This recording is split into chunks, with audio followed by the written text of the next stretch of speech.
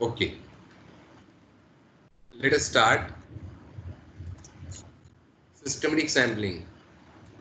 What we have to study here in systematic sampling?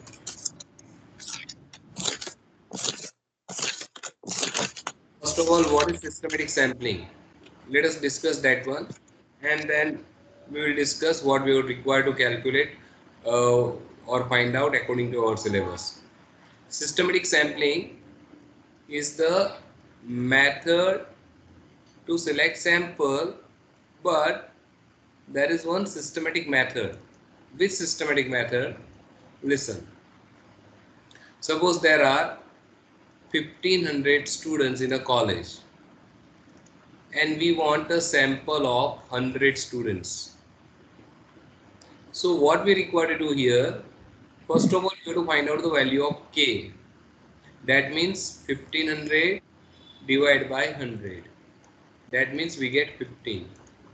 So we have to divide this 1500 students in 100 groups.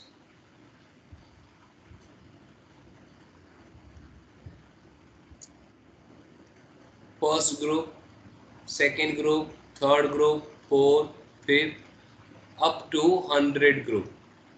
In each of the group, there are 15 students. Sir वो In screen each, अभी share नहीं हुआ है. हाँ screen अभी share नहीं हुई है. फिर से बोलो. સ્ક્રીન શેર નથી થઈ એમ કહું છું સર. એટલે તમે સર લાઈવ ભણાવી રહ્યા છો કે વ્હાઇટ બોર્ડ ઉપર એમ? Okay, I'm sorry. I'm sorry. I'm sorry. I'm sorry.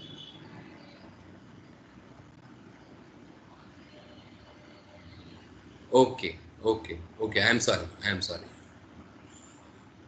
So let us discuss once again systematic sampling. See, let us take one small example to get the better idea about this systematic sampling. Suppose there are 1500 students in a college and we want to select 100 students by using this method, systematic sampling method. Once again, there are 1500 students in a college. We have to select 100 students by using this systematic sampling method. Then what to do in this method? And the second question, when we have to apply systematic sampling method, and when we are not able to get good result by using systematic sampling method, that also we will discuss. That means advantages and disadvantages of systematic sampling method and what to do in this systematic sampling method. Let us discuss that first thing. So taking example, like there are 15 students and we have to select 100 students randomly, and in that case what we require to do, we have to find out first of all value of k. How to find out k?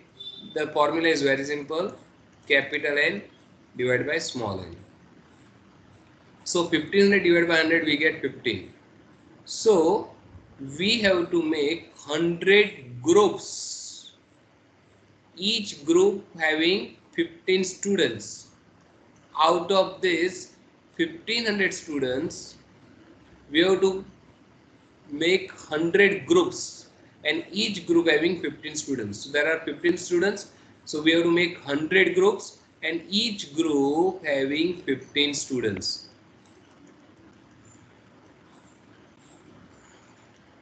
So in all we have 1500 students. We have a list of all these 1500 students. Now give the number of these 15 students, like 1, 2, 3, 4 up to 15. Then next 16, 17, 18, 19 up to 30. Then 31, 32, 33 up to 45. In this way there are 15 students. So 1486, 1487 up to 1500. So we have a list of this all 15 students and we divided these 15 students in a 100 groups and each group having 15 students. Now what we have to do? Now just tell me before discussing anything, just tell me, if you want to select 100 students out of this 15 students by using simple random sampling method, तुमको क्या करना पड़ेगा? कौन बताएगा? Once again, अगर मुझे 100 students को select करना है आउट ऑफ 15 स्टूडेंट्स, और वो भी मेथड कौन सी? Simple random sampling method, not systematic, simple random sampling method. 1500 में से 100 को सिलेक्ट करना है सिंपल रैंडम सैम्पलिंग मेथड में, क्या करते थे? कौन बताएगा?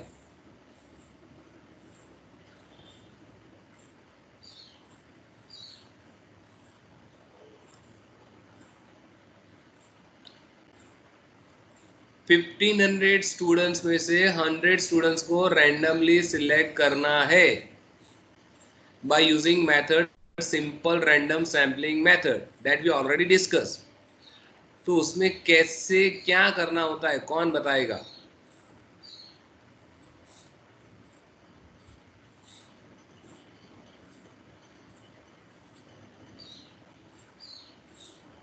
Rule number 171।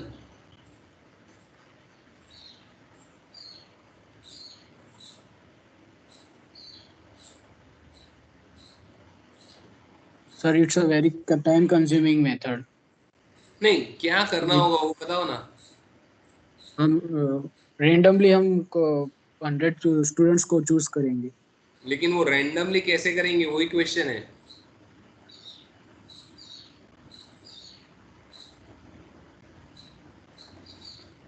रैंडमली कैसे करोगे? सर वो एक दो मेथड है उसमें sir, lottery method and random. Very good, lottery method and random table method, very good very good. Lottery method में क्या करोगे बताओ तो? हम 1500 चीट्स कूपन बनाएंगे। चिट्स बनाएंगे और उनमें से करेक्ट कुछ रैंडम चूज करेंगे। Correct, absolutely correct, absolutely correct.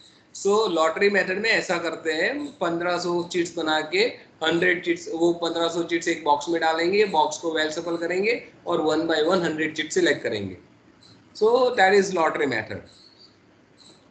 अब लेकिन मुझे ये मेथड से करना है, तो अब मैं क्या करूँगा, वो 1500 स्टूडेंट्स है ना, वो 1500 स्टूडेंट्स को 100 ग्रुप में डिवाइड किया, हर एक ग्रुप में 15 स्टूडेंट्स थे, उनको रोल नंबर दे दिया 1 2 3 4 5, या ऐसा भी बोल सकते हैं आप कि मैंने 1 2 3 4 5 ऐसे 15 पहले 15 रोल नंबर वाले का ग्रुप 1 बनाया, नेक्स्ट 15 का ग्रुप 2 बनाया, नेक्स्ट 15 का ग्रुप 3 बनाया, ऐसे लास्ट ग्रुप में और 15 स्टूडेंट्स आ गए। अब मैं क्या करने वाला हूँ वो सोचो। देखो हाँ, अब मैं ये जो 15 स्टूडेंट्स का लिस्ट है ना, उसकी 15 चिट्स बनाऊंगा, 15 चिट्स बनाऊंगा, 1500 नहीं, सिर्फ 15 चिट्स बनाऊंगा, और वो 15 चिट्स बॉक्स में डालूंगा और उसमें से एक चिट रैंडमली सिलेक्ट करता हूं। वो आ गई लेटेस्ट से 7 नंबर की चिट। तो 7 नंबर का स्टूडेंट, जो स्टूडेंट्स का रोल नंबर 7 है, उसको मैं सिलेक्ट करूंगा, और 7 करने के बाद every 7th of the next group will be selected automatically.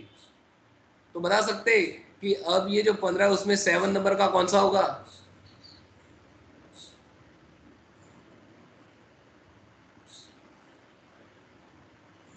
देखो ये फर्स्ट हुआ, 16 फर्स्ट, 17, 18 23 फर्स्ट, 20, 3 काउंट करो अच्छी तरह से, 15 सॉरी 16 17 18 19 20 21 22 22 वाला, 22 वाला 22 होगा ना?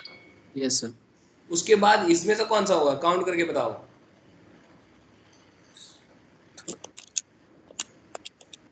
37 37।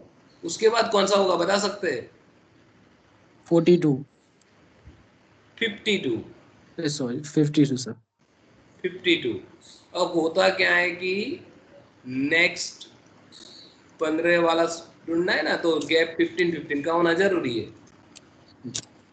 तो 7th वाला सिलेक्ट होगा, 7th वाला एक 67 सिलेक्ट हो गया, 22nd वाला रोल नंबर वाला सिलेक्ट हो गया, 37th वाला, 52nd वाला, ऐसे करके लास्ट में कौन सा सिलेक्ट हो जाएगा बताओ तो 86, 87, 88, 89, 90, 91, 92, तो 92 वाला सिलेक्ट हो जाएगा। 1592 roll number, sorry 1492 roll number किसी का तो होगा ही, वो सिलेक्ट हो जाएगा। तो बोलो कौन कौन से रोल नंबर वाले कितने स्टूडेंट्स को सिलेक्ट किया इन ऑल, ये कितने स्टूडेंट्स हो गए बता सकते हैं ये टोटल? 100 स्टूडेंट्स हो गए। और ने टोटल कितने को सिलेक्ट किया था? एक को, और बाकी के सारे ऑटोमेटिकली सिस्टमेटिकली सिलेक्ट हो गए, इसलिए मेथड का नाम सिस्टमेटिक सैंपलिंग मेथड हो गया। तो इसमें क्या हुआ कि आपको टोटल 15 चिट्स ही बनानी हुई, और वो 15 में से एक को रैंडमली सिलेक्ट किया, बाकी के ऑटोमेटिकली सिलेक्ट हो गए। So this method is known as systematic sampling method.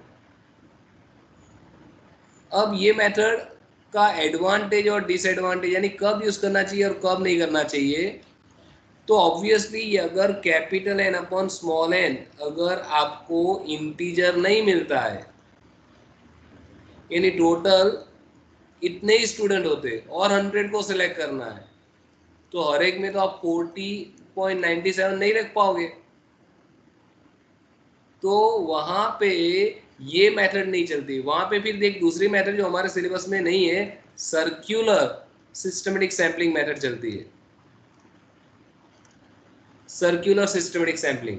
लेकिन ये सिस्टमेटिक सैंपलिंग जो हम पढ़ रहे हैं वो लीनियर सिस्टमेटिक सैंपलिंग है, लीनियर सिस्टमेटिक सैंपलिंग वो हमारे सिलेबस में है, लेकिन लीनियर वर्ड नहीं रखोगे तो भी चलेगा, सिर्फ इतना बोलो तो automatic default linear systematic sampling ही होता है। लेकिन लीनियर सिस्टमेटिक सैंपलिंग में ऐसा होना जरूरी है कि ये इंटीजर मिलना चाहिए, तो ये उसका एक डिसएडवांटेज बोल सकते हैं कि अगर ये capital N divide by small n integer नहीं मिलता है तो आपको लीनियर सिस्टमेटिक सैंपलिंग यूज नहीं कर सकते। सेकेंड डिसएडवांटेज इसका ये है कि बाय चांस अगर जो यूनिट्स ये है, ये सारे यूनिट्स में रिलेशनशिप है अगर कोई पर्टिकुलर टाइप का, तो पूरे पॉपुलेशन को वो रिप्रेजेंट नहीं करेगा, पूरे पॉपुलेशन को रिप्रेजेंट नहीं करेगा। लाइक एक छोटा सा एग्जांपल मैं आपको देता हूँ। मान लेते कि कोई एक कंपनी में कोई नया मैनेजर अपॉइंट हुआ, और वो नया मैनेजर है मिस्टर एक्स, वो कोई उसका एम्प्लॉय है मिस्टर ए, उसका परफॉर्मेंस देखना चाहता है कि ये कैसा परफॉर्म करता है। ये मिस्टर एक्स 10 ईयर्स से कंपनी में काम कर रहा है, यानी टोटल 120 मंथ से काम कर रहा है, कितने मंथ से काम कर रहा है। अब ये मिस्टर एक्स को मिस्टर ए का परफॉर्मेंस लास्ट के 10 साल का देखना है, लेकिन उसके पास स्टडी करने के लिए पूरे 120 मंथ्स जितना टाइम नहीं है। उसने सोचा कि चलो वो हर एक ईयर का एक पर्टिकुलर मंथ को सिलेक्ट करेगा, एक मंथ सिलेक्ट करेगा, और उसमें उसका परफॉर्मेंस देखेगा, और उसका यूज करके बाकी के मंथ्स के बारे में उसको आइडिया मिल जाएगा। अब होता क्या है कि ये 2019 में से एक लेगा, 2018 में से एक लेगा, ऐसे करके 2010 में से एक लेगा, ऐसे 10 साल की बात हो रही है। 10, 11, 12, 13, 14, 15, 16, 17, 18 एंड 19, 10 साल हुए। अब इसमें जनवरी फरवरी अप टू दिसंबर है, तो ऐसा उसके पास डेटा है। अब वो क्या करता है, ये मेथड यूज करना चाहता है सिस्टमेटिक सैंपलिंग, तो अब वो क्या करेगा, वो 12 चिट्स बनाएगा, जनवरी से दिसंबर 12 चिट्स बनाया, और एक चिट उसने रैंडमली सिलेक्ट किया, और मान लेते कि वो दिसंबर आ गया, तो हर साल का दिसंबर उसको लेना पड़ेगा। अब उसके पास जो 10 मंथ्स हो गए ना, ये 10 मंथ्स हुए क्योंकि 10 साल थे, और हर साल का एक मंथ लिया तो 10 मंथ्स हो गए। अब इसका स्टडी करके वो उसका लास्ट के 10 ईयर्स का परफॉर्मेंस देखना चाहता है। तो उसको पता चला कि ये पर्टिकुलर सेल्समैन जो है उसने लास्ट के 10 साल में कुछ ज्यादा काम ही नहीं किया है, क्योंकि उसका दिसंबर का सेल्स उसने देखा तो बहुत ही बुरा था। तो उसको लगा कि ये पर्सन को रखना क्यों चाहिए कंपनी में, इसका इतना बुरा परफॉर्मेंस है, उसने 10 मंथ्स में से एक भी मंथ में उसका परफॉर्मेंस अच्छा नहीं दिखा उसको। तो उसको लगा कि ये पर्टिकुलर पर्सन को रखना नहीं चाहिए क्योंकि उसका परफॉर्मेंस अच्छा नहीं है। अब बता सकते कि ये डिसीजन उसका गलत कैसे हो सकता है?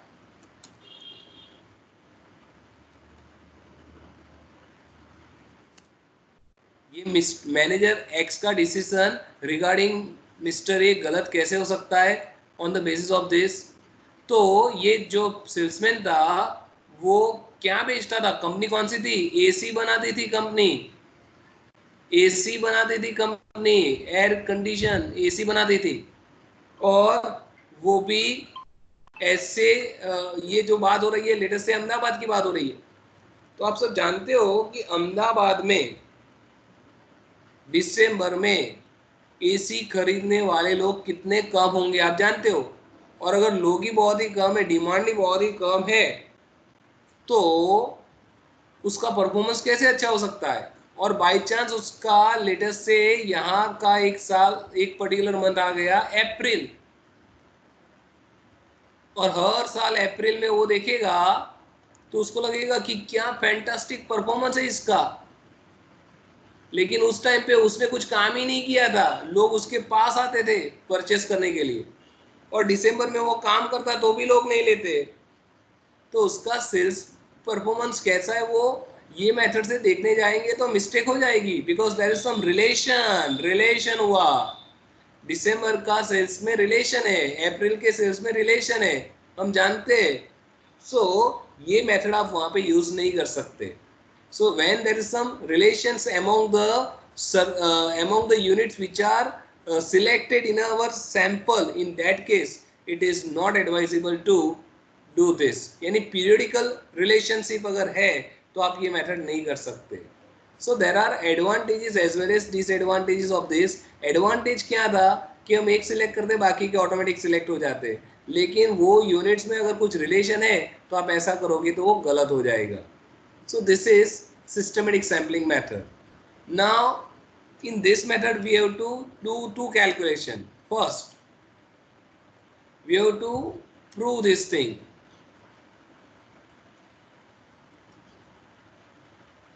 Expectation of y bar sy, बता सकते हैं what is y bar?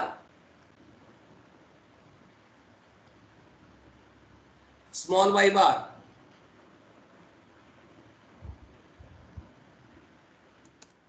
Symbol था small y bar।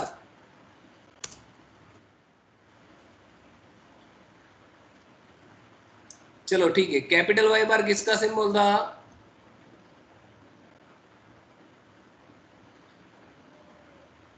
Capital N के सर जो ऑब्जर्वेशंस थे उसका, ऑब्जर्वेशन के फॉर्मूला बताओ तो इसकी।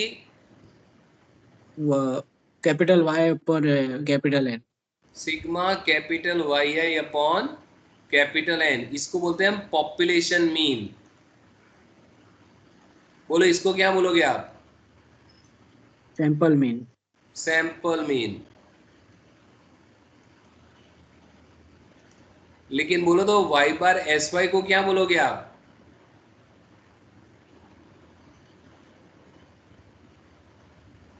Systematic sample mean. बताओ तो वाई बार एस टी क्या था? याद करो तो Y bar S T. Stratified strength. Correct, stratified sample mean था। अभी हम बात कर रहे हैं सिस्टमेटिक सैंपल मीन। अब इसकी फॉर्मूला, तो इसकी फॉर्मूला है sigma small Y I upon small N, this is the formula. और E expectation of small y bar S Y expectation of small Y bar S Y, उसकी formula है sigma small Y bar S Y divide by number of samples, number of possible samples आप के भी लिख सकते हैं, इतने possible samples बन सकते हैं। तो ये फॉर्मूला हो जाएगी E expectation of small Y bar S Y, और दूसरा हमको ढूंढना है यहाँ पे variance of small Y bar S Y,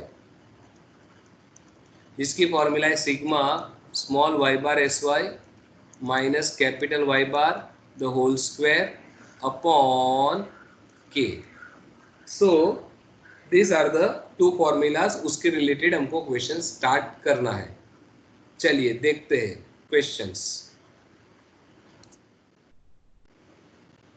देखो क्वेश्चन नंबर 17, इस ये मैं आपको हमारी चैट में डाल दूंगा पीडीएफ, ताकि आप देख पाओ। 15 observations of a population are given in a following information for studying some characteristics of a population, taking all possible systematic samples of size 3. Prove that mean of systematic sample mean is equal to the population mean.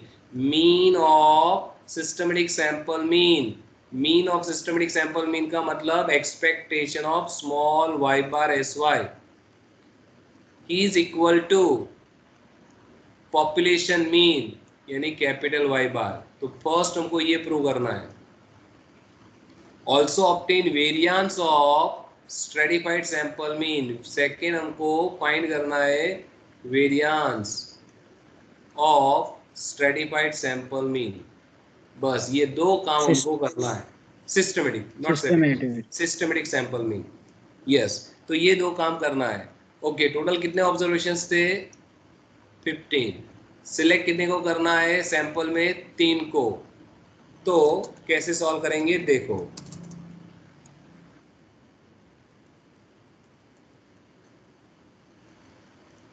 हम बात कर रहे हैं question number 17 की।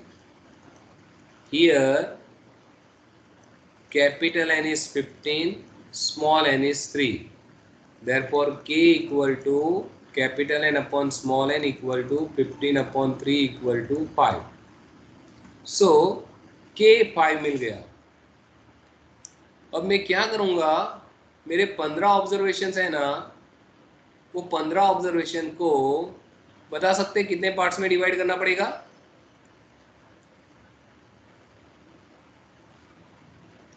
कितने parts में divide करूंगा? के पार्ट्स में। तो first, second, third, fourth, fifth, के पार्ट में डिवाइड किया। चलो बोलो फर्स्ट पार्ट में कितने ऑब्जर्वेशन होंगे बताओ तो? 3। चलो कौन कौन से 3 होंगे? तो पहले 3 1 2 3 वाले, यानी ऑब्जर्वेशन है 12 7 5, 12 7 5। अब देखो ये 12 7 5 होगा क्या? ये फर्स्ट स्टूडेंट मान लो ना, ये 15 स्टूडेंट थे ना, ऑब्जर्वेशन मान लो स्टूडेंट है 15 स्टूडेंट्स थे, और उसमें से मुझे 3 को सिलेक्ट करना है। अब मैं देखना चाहता हूं कि वो पर डे कितने आवर्स पढ़ते हैं, पर डे कितने आवर्स पढ़ते हैं, वो मैं देखना चाहता हूं। तो पहले 3 स्टूडेंट्स थे ना, student number 1, student number 2, student number 3। बोलो स्टूडेंट 1 कितने आवर्स पढ़ता था? 12 आवर्स, 2 12 7 आवर्स, 3 5 आवर्स हो गया। अब स्टूडेंट नंबर 4 5 6 कितने आवर्स पढ़ते हैं? 6 14 8। ये 6 आवर पढ़ता है, ये 14 आवर्स पढ़ता है, ये 8 आवर्स पढ़ता है।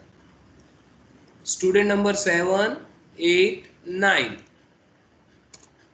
7 8 9 11 0 3,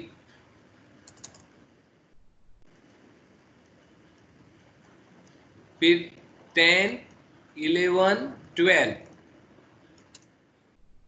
7 10 6,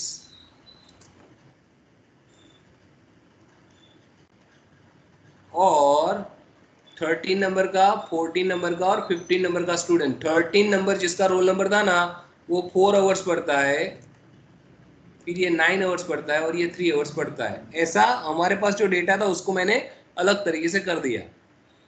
ओके, अब बताओ मुझे क्या करना पड़ेगा according to systematic sampling method.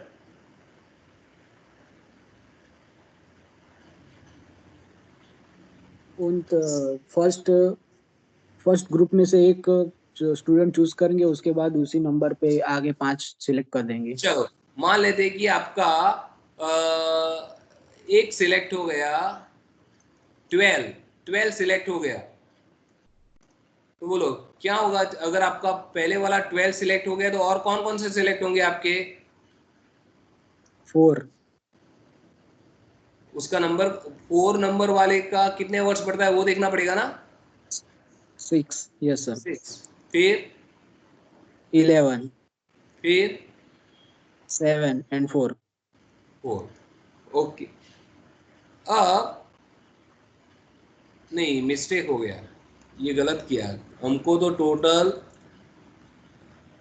3 ही लेना था ना,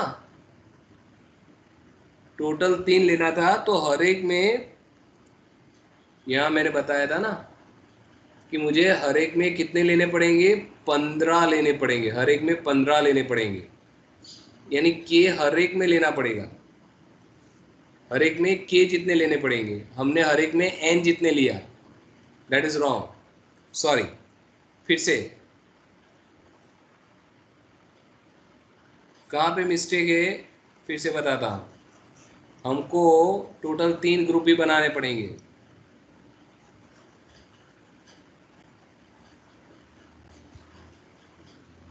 क्यों? हर एक में 5 को चाहिए हमको, हर एक में 5 चाहिए हमको।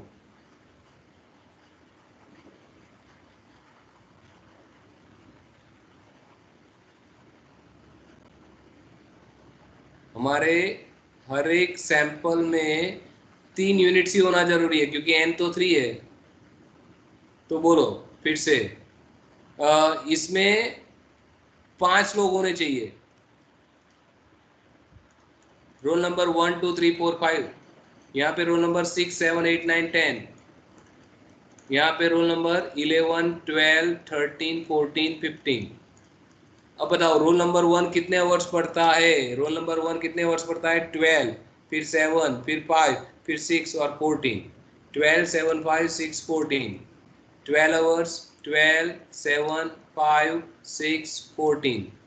ये हो गया फर्स्ट वाला। फिर 8 11 0 3 7, 8 11 0 3 7। This is our second group. Third group में 10 6 4 9 3। चलो ये हो गया। अब बताओ हमारा, अगर मैं एक सैंपल सिलेक्ट करता हूं तो वो कौन सा हो सकता है वो बताओ। अगर मान लेते पहले में से मैंने फर्स्ट वाले को सिलेक्ट किया, तो मेरा सैंपल कौन सा बन जाएगा बताओ तो।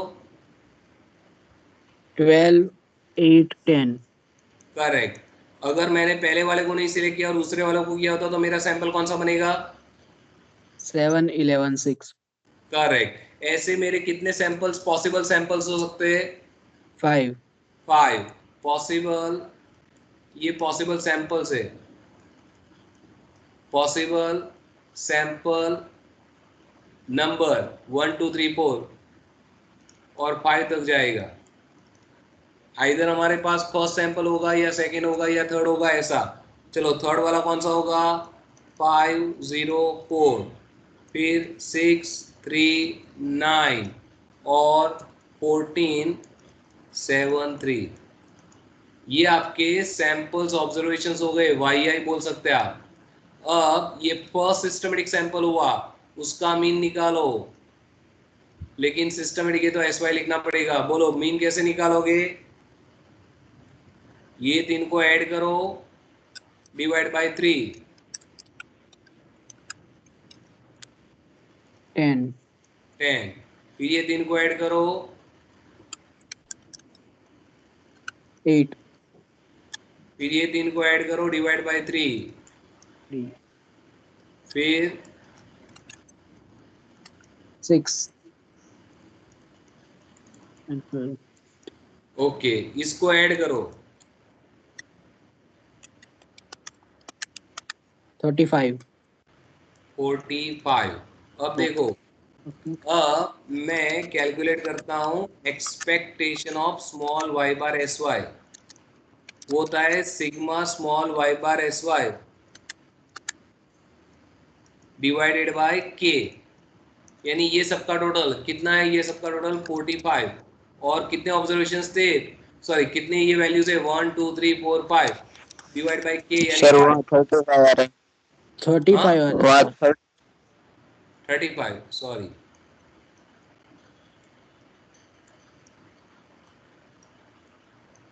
चलो ये आ गया। अब एक और काम यहाँ पे करना है, पॉपुलेशन मीन फाइंड करने का। पॉपुलेशन मीन कैपिटल वाई बार यानी sigma Y I upon capital N. हमारे पास टोटल 15 ऑब्जर्वेशन है, वो पूरे 15 का टोटल कर दो, ये सबका टोटल कर दो, ये 15 का टोटल करो। 12 plus 7 plus 6, sorry 5 plus 6 plus 14 plus 8 plus 11 plus 0 plus 3 plus 7 plus 10 plus 6 plus 4 plus 9 plus 3। Add करके बताओ क्या मिला।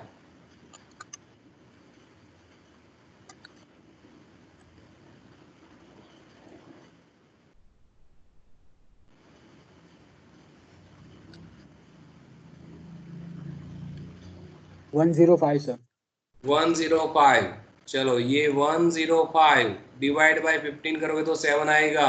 तो हम बोल सकते हैं कि expectation of small Y bar equal to capital Y bar, जो उन्होंने बोला था वो प्रूव हो गया। और अभी वेरिएंस, 1 मिनट और लगेगा, वेरिएंस ढूंढ लेते।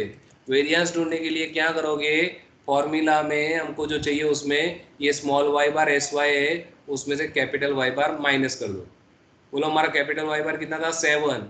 तो करो 10 minus 7 3, 8 minus 7 1, 3 minus 7 minus 4, 6 minus 7 minus 1 and 8 minus 7 1। तो इसका टोटल ऑलवेज 0 आता है। अब इसका स्क्वायर करो, तो इसका स्क्वायर आएगा 9 1 16 1 1। टोटल करो इसका 10 28 28। तो अब वेरिएंस ढूंढते हैं, ये 28 मिला। तो therefore variance of stratified sample mean equal to variance of stratified sample mean यानी वाई बार एस वाई। और फॉर्मूला है सिग्मा, ये जो small Y bar S y था उसमें से कैपिटल वाई बार का माइनस करके स्क्वायर करके जो मिला डिवाइड बाय के करना है। और ये 28 मिला था, डिवाइड बाय के क्या था, 5 था, तो 5.6 our value of V y bar S y. V y bar S y का आंसर आ गया 5.6। अगर आप चेक करोगे आंसर तो आपको एक 7 यहाँ पे दिखेगा। देखो वाई बार हमारा 7 आ गया, ये हमने फाइंड किया वो 28 आ गया, और ये सबका टोटल आपने बोला था 107 वो आ गया, और हमने प्रूव ये भी कर दिया, और उसके बाद इसका आंसर 5.6 भी मिल गया। इतना रखते, बाकी के सारे एग्जांपल्स आप कर लेंगे, और डाउट्स हो तो नेक्स्ट लेक्चर में पूछ लेंगे। ये पीडीएफ फाइल मैं वहाँ पे रखता हूँ, अगर डाउट है तो नेक्स्ट लेक्चर में पूछ लेना है। बहुत ही सिंपल से क्वेश्चन है, फिर भी अगर कुछ प्रॉब्लम हो तो नेक्स्ट लेक्चर में पूछ लो। इतना रखते हैं आज के लिए। Okay sir.